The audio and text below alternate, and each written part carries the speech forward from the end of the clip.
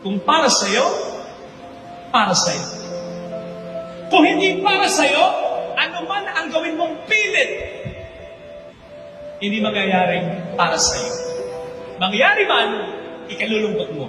Pero kung para sa'yo, ano mang gawing pilit ng ibang tao na masunod ka, darating at darating sa'yo. Para sa'yo. Yung blessing nila, walang kinalaman sa blessing mo. Yung blessing nila, hindi binawas sa blessing na para sa'yo. May para sa'yo. Nagkataon lang na nauna sila.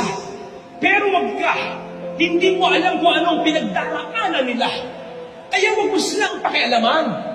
Walang kinalaman yung blessing nila sa blessing na para sa iyo at sa iyong pamilya. Basta, laban lang.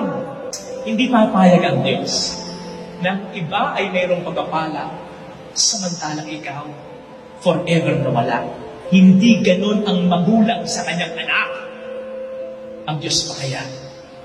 Lalo't higit kung ikay nagsisikap at nagtsatsaga, gumagawa ng kabutihan. May blessing na para sa iyo nakalaan. Tsaga lang, kapit lang, wait lang.